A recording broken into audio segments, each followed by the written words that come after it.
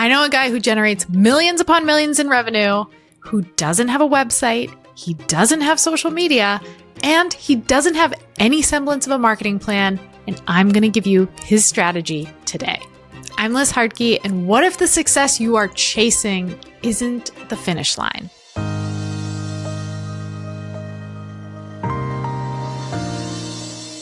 This man is the definition of a man. So track with me on this story. You're going to love it. We as a family, we're crazy. We have 5 little kids and we drive cross country all the time. We live in New Hampshire. My husband's family is in Wisconsin, and we drive 24 hours over 2 days to go see his family up in the Northwoods of Wisconsin. And one year, a couple years back, we drove all the way up north to the Lakes region. We were going to go stay at the cabin, and his family wanted to break away for the day to go visit a family friend, this guy named Ken Shells. So Ken, he's a craftsman. He has this big, massive warehouse off the beaten path, dirt road, middle of nowhere, up north in Wisconsin, where he has all his creations. So one day, it was a rainy day, we drive, leave the lake, we go up to go see Ken and his warehouse. And I'm thinking, oh, cool, we're going to see, just different wood structures and whatever he's working on, and no big deal. My husband's really into that, so I just went along for the ride. We opened the doors to this warehouse to some kind of wonderland. I'm talking like 20-foot wizard faces carved into tree trunks that have become the doorway where you walk in through the mouth of the wizard to get into this tiny home that Ken has created. He created something called a cartoon, a car and a pontoon boat merged into one, that from a 1960s Chrysler attached to a pontoon boat that floats around on the rivers of Wisconsin. Everything he makes is just this magical creation. So we get into the warehouse and we start to learn more about Ken. Well, come to find out, many years ago, Ken's parents immigrated to Wisconsin from Germany, where his rough and tumble father would go hiking in the Northwoods of Wisconsin in the dead of winter, talking negative 20 degrees, to go beaver hunting. He'd hike 50 miles each way to go hunt beavers to bring back food for his family, where his mother was living in their little sugar shack, literally a one-room shack in the middle of the woods in the Wisconsin winter, where, by the way, Ken was born on that dirt floor while his dad was out finding beavers for the family, and the mom's birthing Ken. So this is what Ken is. This is the stock Ken comes from, like hardy breed of human. So we walk into this incredible warehouse where I'm looking at all these different things that Ken has created.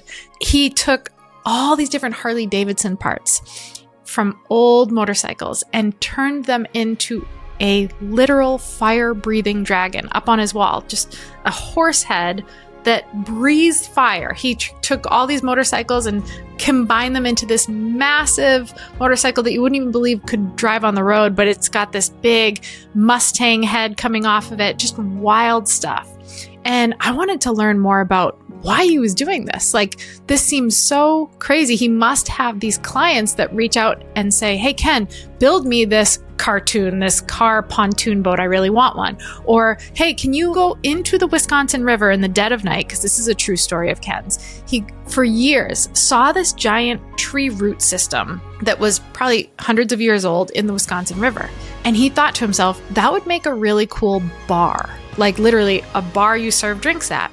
Multiple decades later, he goes in the dead of night, jerry-rigs something to pull this root system out of the water and turns it into this beautiful bar. So I'm thinking, okay, Ken must have like a wild marketing strategy where he draws in all these kind of quirky clients who want these really cool pieces that they commission him to build. Well, come to find out, none of that is true. Now, as a business strategist, this gave me heartburn. I'm hearing Ken's story that he spent 10,000 hours on certain projects, right?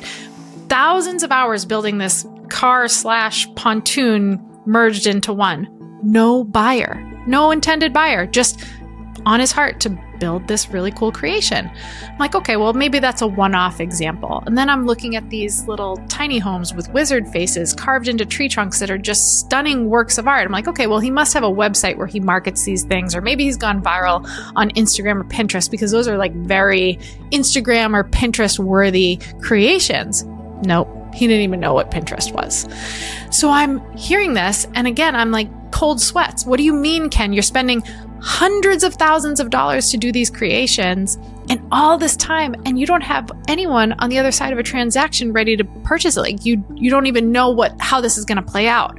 And for the clients that I work with, and after years and years of helping people scale and grow their businesses, I'm hearing this and I'm like, this doesn't compute in my mind. Because if you don't know what the outcome's going to be, why would you ever spend the time on the front end? Well, Ken had an answer for that. And his answer was simple.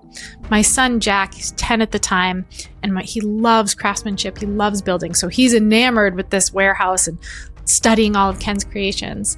And Ken leans over to Jack and whispers to him, Jack, it's only a dream until you build it. Because for Ken, his marketing strategy, which isn't really a pre-planned strategy at all, is if it's in you, it's meant to come out of you, right? He is called to create these things. Now, the cool thing about this, many of us grew up watching Field of Dreams, right? With the premise of if you build it, they will come. Now, for a lot of people, that doesn't seem to work, right? Like we need the strategy, we need the plan, but here's what's missing for many of us and why that doesn't work is that what we're creating isn't a calling. It's just like, oh, this will make me the money, right? Oh, if I do this, then I can get this output or this outcome. Whereas Ken says, no. I am building it because this idea is like divinely orchestrated. I cannot ignore it. I am a true creator. I'm a true artist. And I have to design something because I'm called to design it, not because I think I'm going to make this much money. Now, the cool part on the flip side of it is because he does that, the byproduct of it is Ken making millions and millions of dollars, which you would never know, by the way, because the dude basically lives out of his warehouse. He looks like a lumberjack from the Northwoods of Wisconsin, and he's not there for the money. He's there for the art. He's there for the very reason he was put on planet Earth, which is to create these incredible pieces that make people feel something, that create a legacy, right? You have one of those pieces of Ken's, it's going to stay in your family for generations because it's just so unique. It's just so his thumbprint on everything he does. And again, as someone who strategizes for a living, I had to really reconcile with this.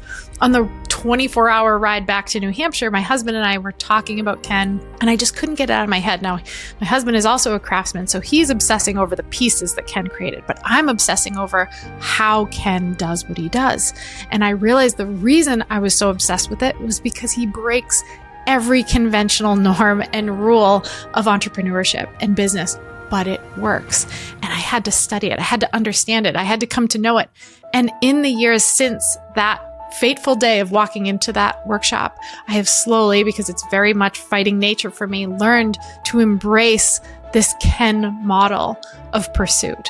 Because God's calling me to it, I am going to step into it boldly, knowing that because it's of Him, it's going to be blessed. Now, that doesn't mean that everything you do and feel excited to do is going to make you millions of dollars. What it does mean is it's going to put you on the path that you're meant to be on. Maybe it brings you into the room that you're meant to step into. Maybe it introduces you to the person that you needed that connection to take you into that next level, or it needs to teach you that lesson that's been holding you back for many years because you've never been humbled enough to experience that loss or that lesson to then grow into who you're actually called to be, but it will always have great purpose.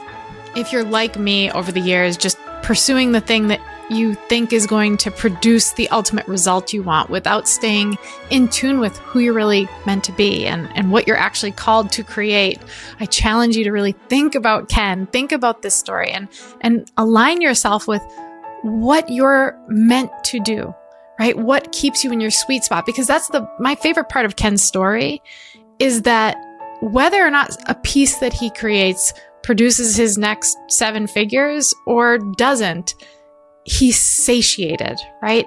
He knows he's doing the work he's meant to do. And it produces something even bigger than just a result.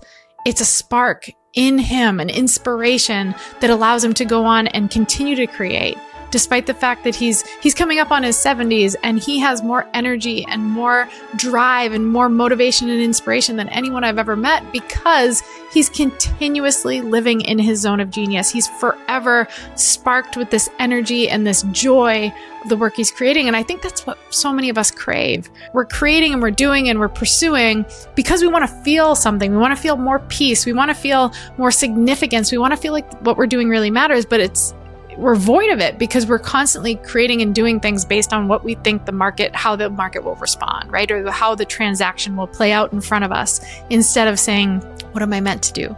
How am I meant to do it? What does it look like to pursue that boldly without regard or worry for all the outcomes that honestly we can't control anyway? So if you're someone who's trying to discover that sweet spot and you really want to find out how you can be more like Ken and living more in congruence with that spark of energy and focus and just come alive again in your work, we have an assessment that we use with our clients that I want to gift to you. You can check it out in the description below, but it's a leadership style assessment that really helps you identify what is your sweet spot. What is your zone of genius? Where should you be putting your time and focus that helps you spark who you're actually called to be?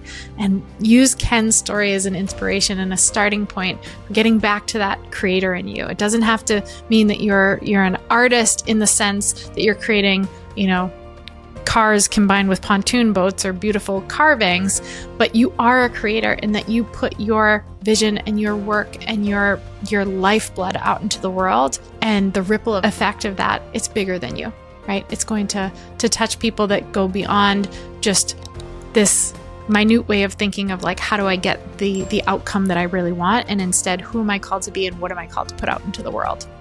As always, thanks for listening, and we'll talk soon.